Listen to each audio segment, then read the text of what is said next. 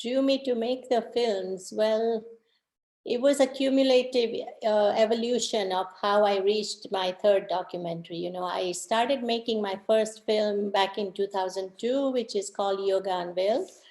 And that came from a very similar kind of a place of wanting to do something as an offering to wipe out this misconception, this commercialization aspect of seeing yoga just as a, you know, postures and exercise, etc., etc. And I truly felt that the West was so ready when I went to workshops for myself, etc. You know, everybody was wanted to know a lot. There was so much sincerity, but there was so much confusion because, you know, one is saying this and one is saying that, and so many books to read. And my idea was to make a film, not write a book, because nobody has much time now to read. So make a film which gives this overview of the ABCD of yoga, nothing much, nothing in depth, but at least a very organized, chronological, you know, kind of a progression of the subject as much as man knows about it. So, you know, the origins, the philosophy, the branches, I don't know if you have seen Yoga Unveiled, but it's very similar to Ayurveda, the way it's been edited like a textbook. You turn pages, you see chapters, you see maps, you see timelines, just to bring a good semblance of comprehension amongst the viewers, you know, and from there they can branch off to the deeper dimensions of study, whether it's meditation or bhakti yoga or the philosophy or Patanjali or the Yoga Sutras or how it came to the West, the therapeutic yoga, you know, whatever they want. So that was Yoga Unveiled, followed by Raga Unveiled, which is my love for Indian classical music drew me to that film. And then, of course, if you make Yoga Unveiled, you have to make Ayurveda Unveiled, the sister sciences. So just about 5-6 years ago, I launched my efforts towards that. And more than at any time in the human history, is it more relevant? I mean, you know, the pandemic came recently, but it's so evident that it is one of the most supreme gifts from India that humanity can embrace. And I think all of you hold that power to disseminate this knowledge. And so here I am talking to all of you, but I wish you all very well. And, you know, you embarked on this study. So a lot of power in each one of you to make a change. So is that good, Mikey, or do you have Very any? good. Yeah, very good. Yeah. I have a first question in the chat box from Paula, and she's very interested in sound in Ayurveda. And she's wondering if you have any suggestions what path to take or where to search or In Ayurveda, okay. Yeah. Not really. I wouldn't know how to lead you to that, but watching Raga Unveiled is very, very helpful because each film has a knot to each one. They're all, the roots are the Vedas, you know, the bedrock from where all the Indic traditions uh, come is from a common thread of unity and the unified field through the Vedas. So sound, archaic sound that we now call ragas and, you know, the entertainment part of, or even the bhakti yoga, the chantings and the traditional music is, the root is spiritual, absolutely. Archaic sound was used to go inwards, you know, the very, very fundamental, you know, sounds in creation and in the Indic ancients. It was used to go inwards. It was a tool for the inner world, which with time came to, you know, us as an entertainment or a classical forms or whatever you see today. So I think best is to study that first, the roots, the principles, the grammar. It's very beautifully done in 4.5 hours. So once you learn that, then maybe that will lead you to more research towards how the Vaidyas are using sound to heal. But if I'll keep that question in mind and look into it as well, and I can always communicate, right, Mikey? Yes, for sure. Yeah. Great. Thank you. Yeah. Yeah, so if there are any questions, so yeah, you can open your mic and ask them. Yeah, that would be easy.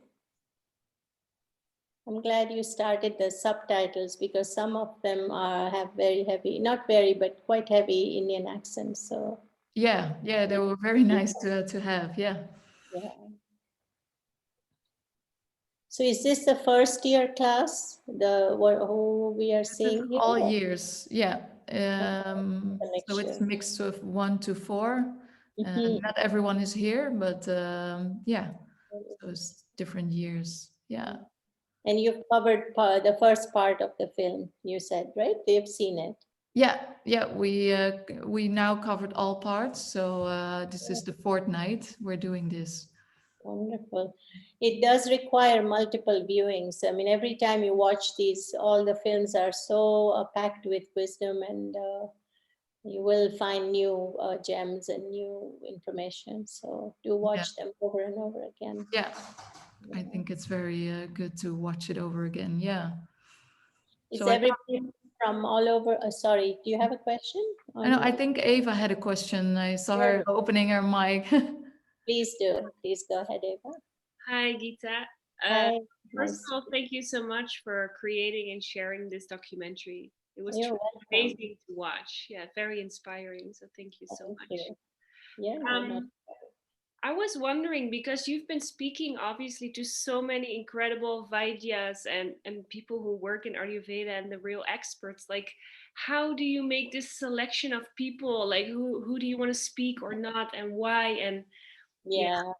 Yeah. That is a question that a lot of people ask me when they watch the other two films as well. Shall we say it's just okay? So let me start from the top down. Okay, one requirement as a filmmaker, as myself being a lover of independent films, documentaries, I watch them very carefully, and I look at them as an art form. So just purely from looking at that, I needed people who were eloquent. There was no compromise there, because that's what I enjoy when I watch films, and that's when I really get inspired and get the information. So that was a given. They had to be good speakers. Secondly, with the Yoga Unveiled, Raga Unveiled, and here as well, especially, I chose people who also were practitioners. I did not want any scholars, not academic scholars, people who practiced what they preached, so that when they spoke, there was a twinkle in their eyes, there was a spirit in their voice, and the choice of words and the skin and whatever it was, that the viewer kind of, it jumped out of the screen. Therefore, what they said had so much power. That's what happens to me when I watch an interview. So mostly these two requirements. And then, my films have been truly graced. There was some grace over the projects, because without this background and lack of, filmmaking background, and I'm not a known yoga teacher or a Vaidya or a scholar or a famous filmmaker, having these kinds of people say yes to me, first of all, when cold calling or whatever, all the three films, giving me time to be interviewed, is in itself a miracle. So it couldn't have happened unless there was somebody watching out for the projects. So I looked at them as just purely, I was an advocate, I was the chosen one to do it. So I had a very big responsibility when all these people started saying yes, and I was suddenly sitting in front of them interviewing. So one led to another, but good eloquence, good practices, their own lives had to be speaking Ayurveda, speaking the music, speaking yoga. That's how I chose. And I wanted variety of nationalities, especially when I came to Ayurveda, because today's world, it's so spread out. And obviously the vision of the sages was never to contain the knowledge systems to India. If you read the scriptures, there are words called Manav Jati. There are words called, Manav Jati is humanity. They never said Bharat or India or whatever it is, no, they never, it was meant for the universe. And so my interviewees had to be from Europe, from India, from, of course, tradition and authenticity I wanted, so that all of you can get a glimpse of the context. You see, all these traditions are not just scholarly scriptures, they are part of life. You know, Ayurveda is all about life every day. I mean, I saw it in my grandmother's home and my mother, and they lived it. So if I didn't show the context where the birthplace of these traditions, you wouldn't get, it would not have meat, it would not have roots, you know, the film. So therefore all over. So then I had to choose the best from Europe, the best in the sense of course, there were so many more I could have included. No, undoubtedly, there are many, many. So generally that was the context. Does that answer your question? Absolutely. Thank you. Long-winded. And what was the biggest challenge for you during this process of creating the movie? Particularly Ayurveda Unveiled, are you talking about? Yes. Because you have to remember, I had the background of having made the other two, so I was quite experienced by the time I reached Ayurveda Unveiled. All three films, the technical aspects were a headache. I mean, the editing and the technical, which everybody goes through, you know, computers crashing and memory and this and that. Oh my goodness. I mean, I could have made another 5 films within that challenge. So mostly it was that during editing, but I had wonderful support from my editors and all. So, but making the film,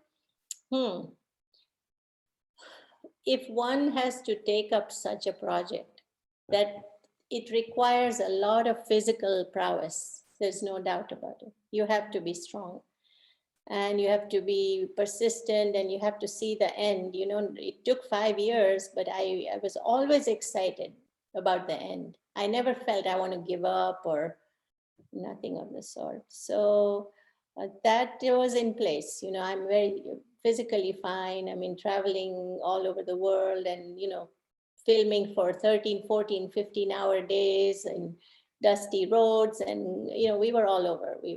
And sometimes you don't get a chance to sleep, eat, nothing. You know, we don't know where to go to the bathroom in some of the remote places, you know. So it was very irregular, the life during that, but I could sustain it. I could handle it. So it was okay. A pleasure, a joy, absolute unique opportunity in my life. And I have to contribute all this. The blessings came from my kind partner, my husband. I always acknowledge that he was the one who funded these films. So he took a leap of faith in giving such money, monumental budgets to a wife who's never learned filmmaking or never done this. So I had his support throughout the 16 years, you know, when I'm away or when I'm editing, or physical support or emotional or business support. So I was very fortunate.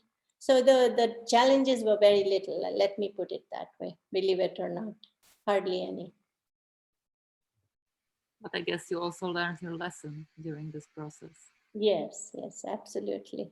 Absolutely. Yeah.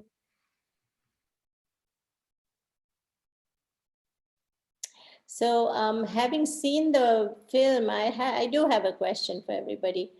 Did it kind of inspire each one of you, or feel that it's a very, what shall I say, a very special vocation that you're training to take on? I mean, did you see the power that each one of you could have on health and on people and on well-being?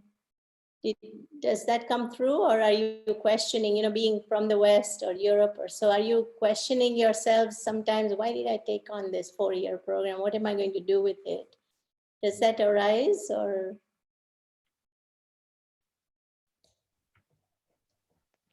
It only makes me want to learn more. Yeah, that's how I feel when I watch the film. I feel like they must be feeling so proud that they're, you know, they can hold such wonderful abilities to make a change in so many people's lives. Yeah. A lot of yeses are coming in through this chat box. Oh, wonderful, wonderful. So, Mikey, I'm making your work easy. Yeah. Yeah. I don't know if anyone wants to elaborate on the yes. Yeah, because I've had some teacher training programs. They weren't sure because, some of in the West, especially family members also question them that what are you going to do with the yoga teacher training? How are you going to make a living, or Ayurveda, or, very foreign. So, Yeah, um, for sure. yeah, Yeah, and these questions we also get before people start of course. the study. And yeah, but I think it's really something you need to experience. And especially right now, more than at any time in the history of humanity, if you think about how lifestyle disorders and diseases are just an epidemic by themselves. Mhm. Yeah.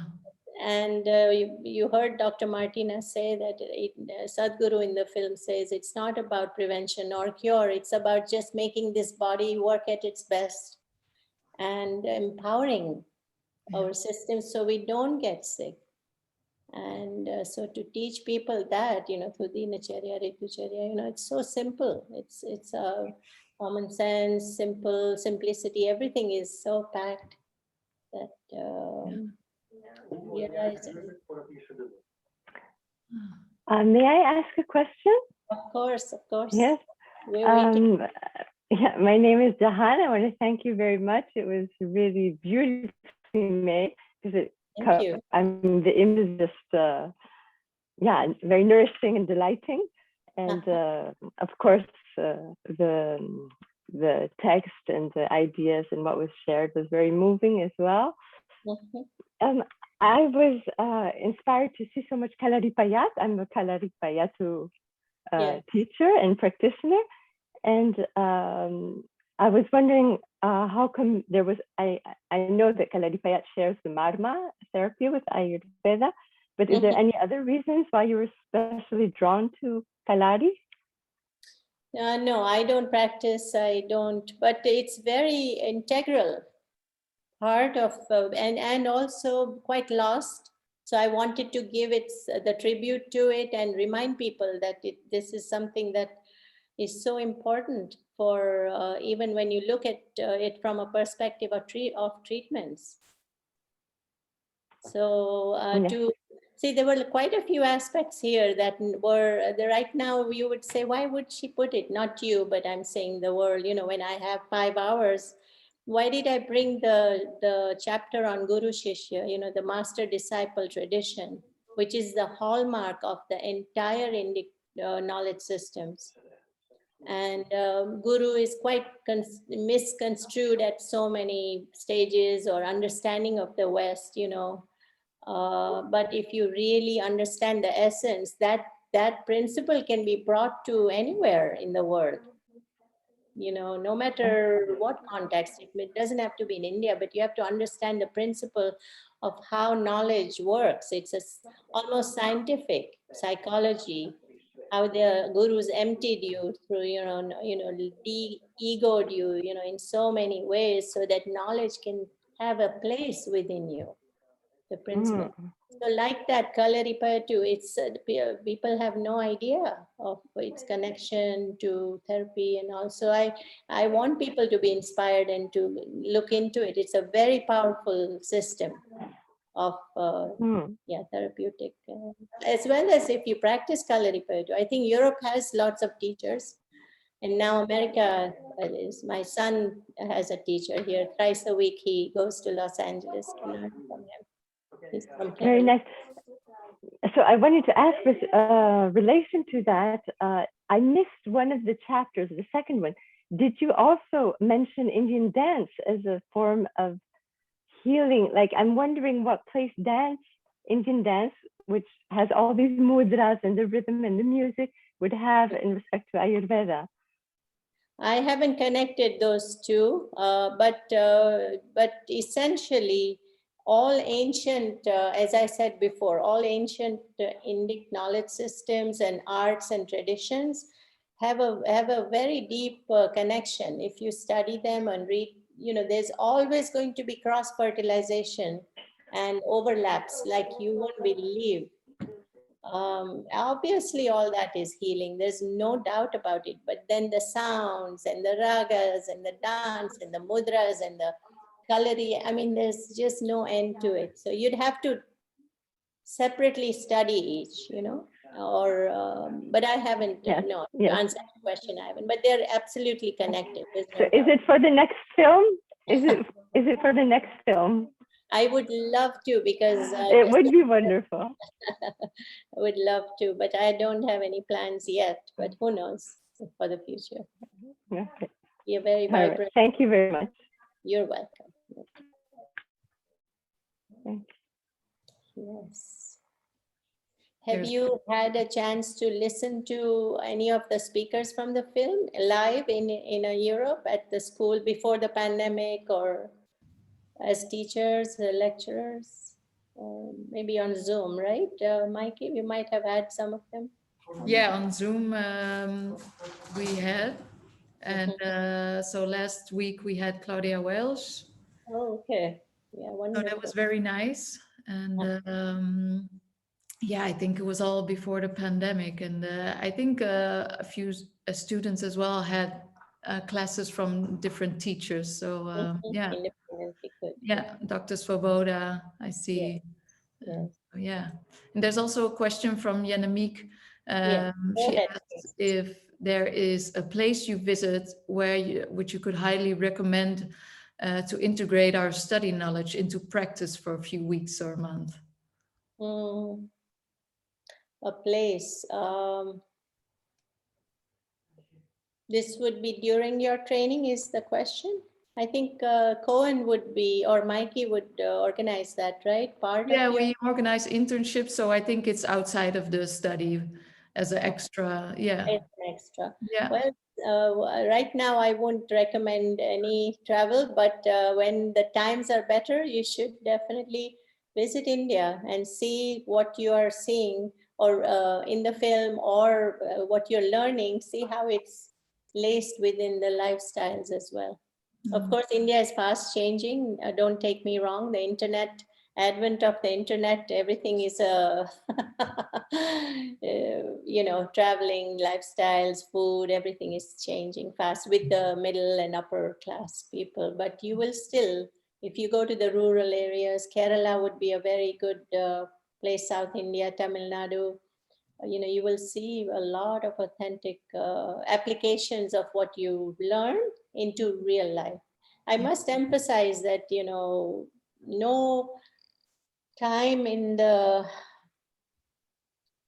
history of common people was this a study, unless somebody wanted to be a Vaidya, or they would train with their gurus or go to some later on some schools, master disciple kind of schools in different places.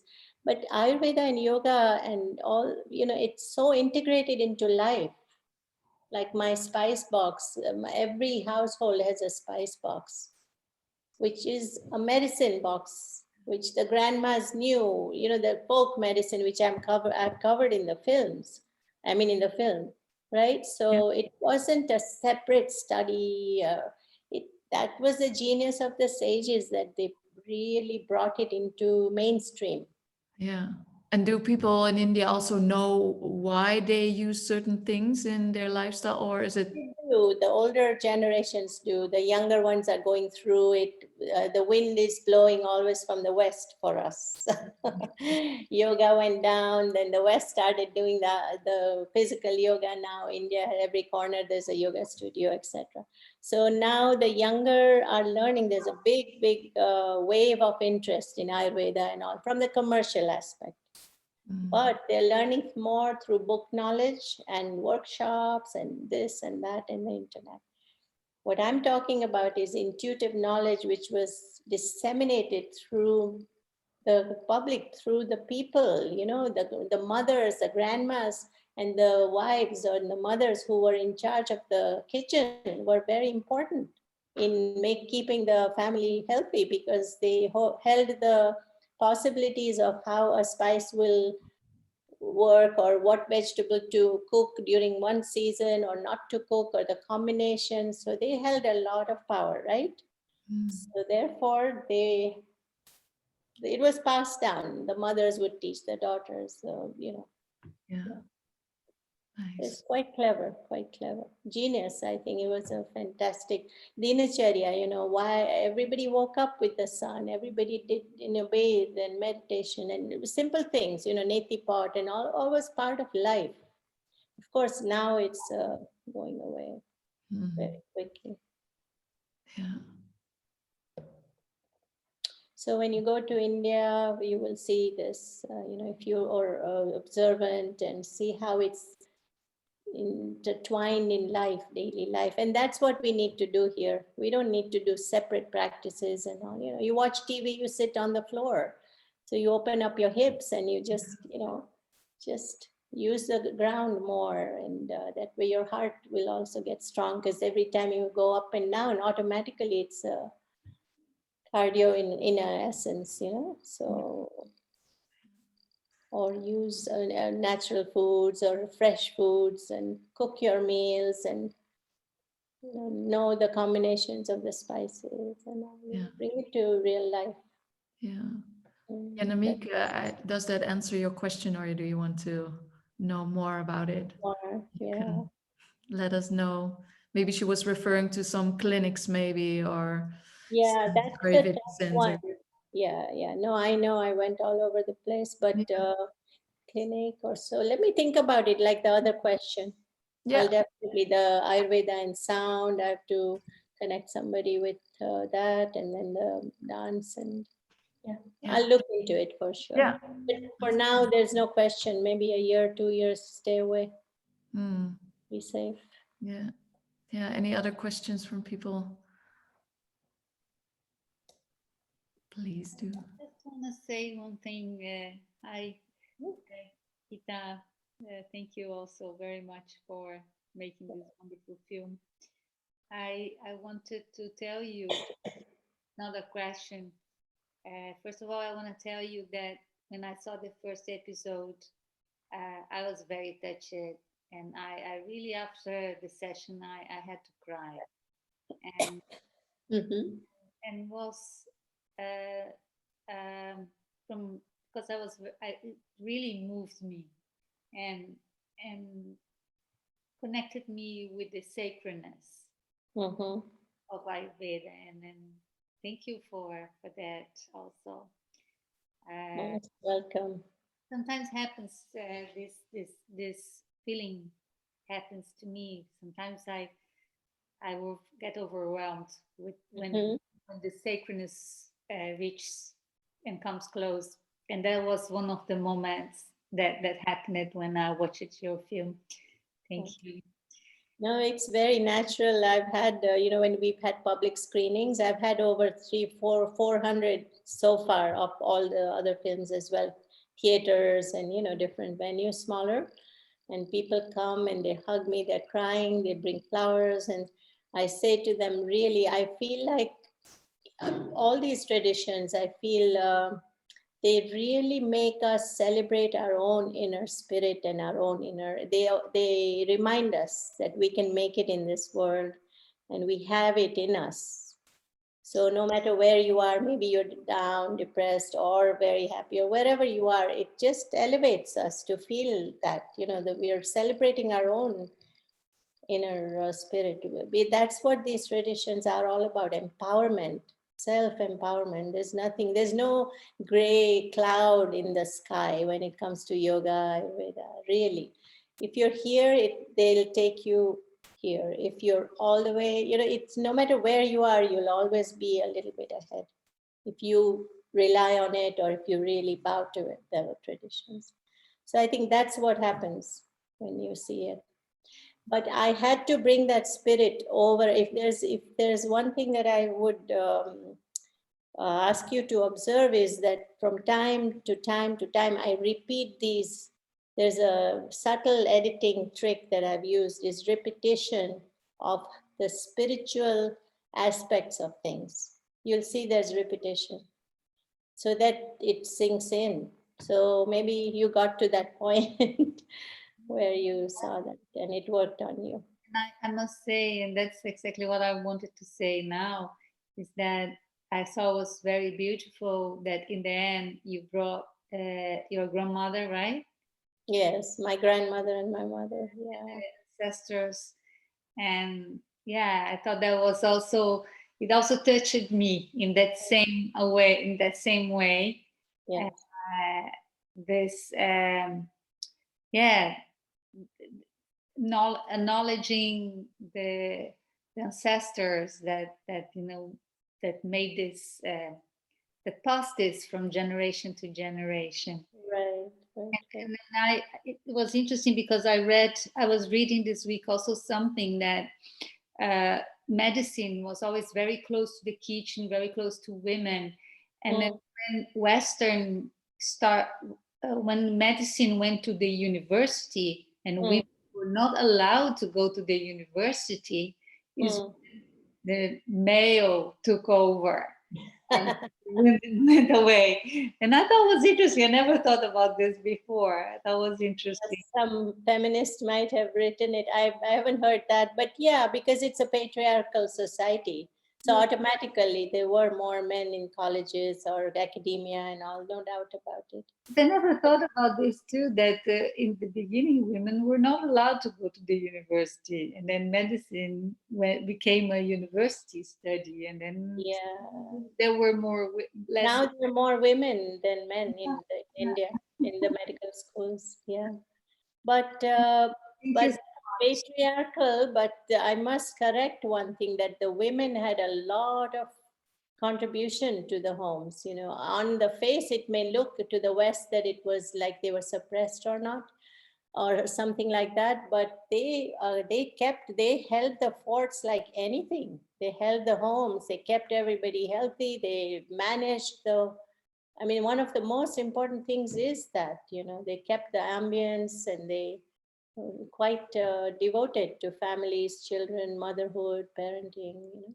So there was that tolerance and that understanding that we have a major role to play as well. It wasn't what we think today now, that we think of ourselves as lesser if we don't have a job or if we're not allowed this and that.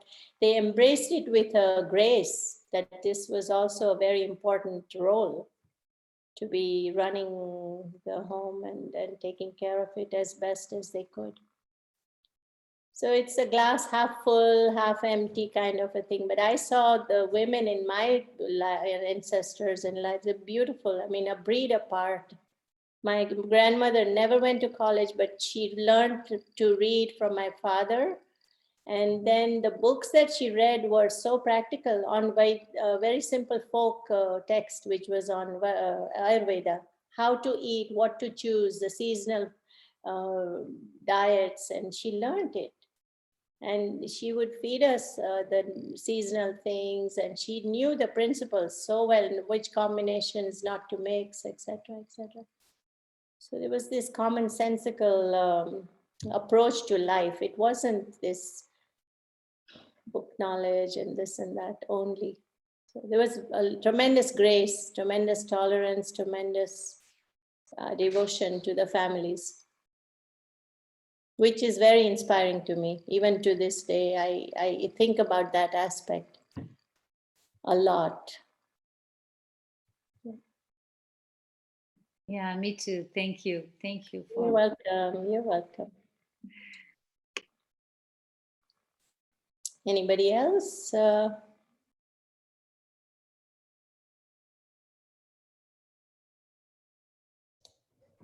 I'm not checking the. Excuse me, I have one more question. If nobody else is. Please do. It's precisely about magma therapy, because I'm surprised if you know why that's much less taught. Like, you do find some Ayurvedic schools in Europe, but magma therapy, even in our 4-year study or 5, there's no magma therapy. Because, well, the Kalaripayattu in the film, you saw that it was the British kind of crushed it out of existence almost. because it was a physicality that they were afraid of. If there were mutinies or rebellion against the British, these would be the fighters. Very automatically they could do very well, right, in rioting or whatever. So they stopped it completely. So when that happens, tradition is kind of cut off. It's very difficult to bring it back. So to find, I'm sure there's a shortage. I don't know, but it seemed like there must be a shortage of excellent knowers of the Marma Chikitsa as well. But there are, I mean, I met them. I met a few, but I don't think, I don't know if Mikey has looked into it, but that may even be an issue. I'm not sure. Don't quote me on it, but it was a tradition that was really damaged and cut. It's just lately that Europe has shown, Europe has shown a lot of interest in the Kalari masters, and they go there, learn, come out. And so there's a revival. Okay, thank You you. all can support it. I mean, we all have the power to breathe in oxygen to all these different aspects, and in one way or another, we can support it and re-enliven them. Yes, exactly. I totally agree. Thank you so much. You're welcome. Hi, Geeta. It's Susan. Susan Foley. Hi, Susan. My question is because you're somebody who must have searched like the entire continent and even world for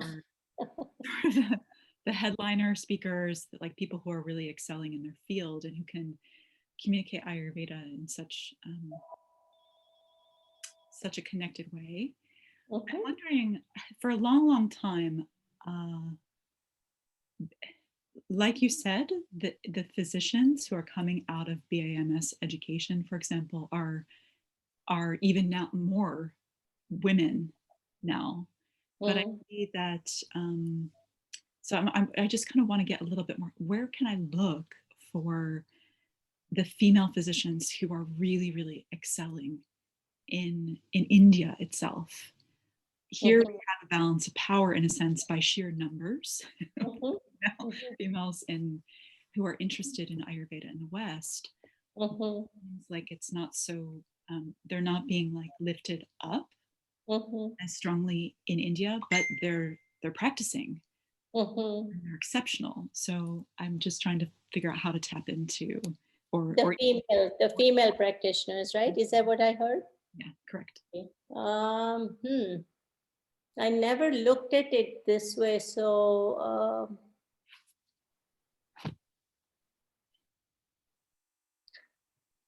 may I be quite candid here, or I don't know, Mikey, can I speak my mind? Yes. Because we have to be very careful with Ayurveda today. I mean, I'm not talking about men, women, I'm talking about generally Ayurveda. We have to be careful. It's just like yoga. The commercialization has taken such a hold on the traditions and the practices. And therefore, I commend your teacher and this program, which stretches to 4 years and so much depth. I'm very proud of the Light Academy and Cohen and whoever has, kind of conceptualized this. So you're very fortunate, the students in this academy. But generally, practitioners, I mean, there's a lot of commercialization, and to find good providers is very, very difficult. Because the thing is, there's a lot of money to be made in the therapeutic part of Ayurveda, right? That's where the money lies, all the treatments and panchakarma and the spa-like offerings and products and all. But Ayurveda is not about that. Ayurveda is about, as Sadhguru says in the film, is to learn how to make this body work at its best.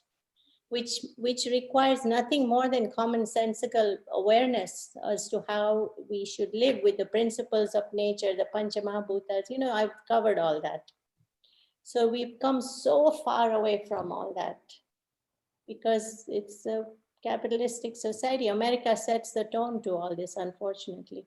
And that's where yoga has gone. That's why I made Yoga Unveiled and now Ayurveda Unveiled. So to even get to female versus male, It's a difficult question, Susan, for me to answer. Unfortunately, I'm sure there are very, very good providers as well. But how do you start with Europe? Why would you want to go to India? I'm wondering. Start looking around.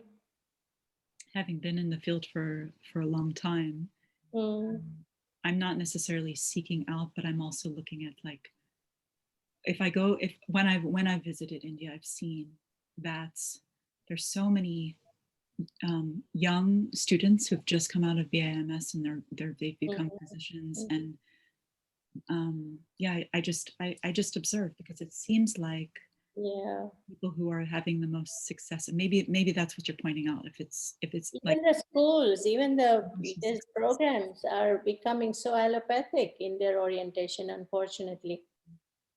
I mean, their curriculum is very, very kind of echoing what the medical schools, the allopathic schools are doing. So I never went into that aspect and never looked into it. I really wanted to remind people what real Ayurveda is, and that's mostly what I have covered in the film, is authenticity and the original design of the sages. So that doesn't really have a gender. Yeah, no. And there's no doubt it was a patriarchal society, even then and even today. Now things are changing very fast, but that's bound to be. And there are very deep reasons for it. Wasn't negative or positive, it's just the way it was.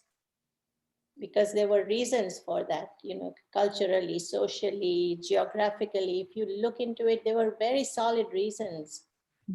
It wasn't that women were, there were abuses, but it wasn't, everything was very thought out. So, Thank you. as I mentioned about the mothers and grandmothers looking after the home, they never looked at it as if they were kept away from the male roles. They looked at it as their job, as a very sacred duty and important duty to look after the home and the family.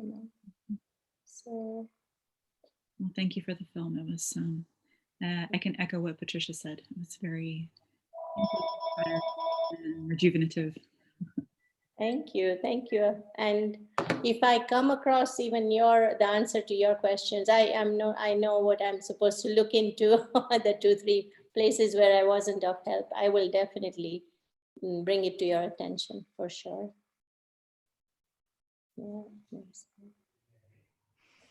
Yeah, so maybe someone wants to close off with a final question. Who wants to take the chance? Yeah.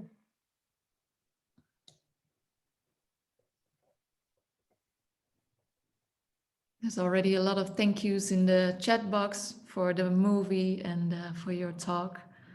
Okay, I hope it helped. And in the future, anything that I can do to throw some light on the process of the filmmaking and whys and whatever helps, I'm here to, and even connect with especially the people that are in the film. I'll be more than happy to guide you as to how to reach them if anybody is interested. That's great. Yeah. Yeah, definitely. Stay connected. Yes. So if there's no other question, then it's probably time to close off. Thank you for giving me this chance, and all the best to everybody. And truly appreciate all of you taking this time. Thank you, Mikey, and my gratitude to Cohen as well.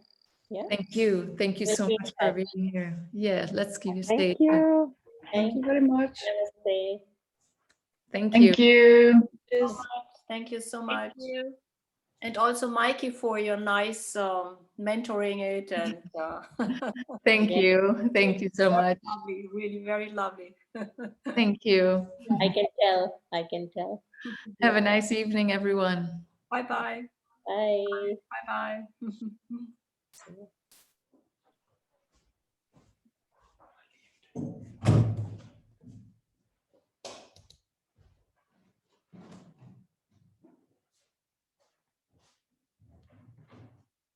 Yeah. Yeah, that's a wrap. Okay, it's a wrap. Oof. Ah, kon ik ook Well nog. done. Ah, it was a bit quiet tonight, I thought. Yeah, a little bit. Everyone was a bit shy. Yeah, I think that people are feeling a little bit impressed by a movie maker. Mm. And also because she's maybe more in the field of movie making than in Ayurveda, people get a little bit shy or what to ask. Yeah. Yeah. It was nice. It was nice, nevertheless. Yeah. Yeah, she's really nice. She's so Yeah. sweet. So yeah. Yeah, nice. Not so many people as last time, but still a few came later, I guess, huh? Yeah, it was 53 the most I saw. Or 53 still. Yeah.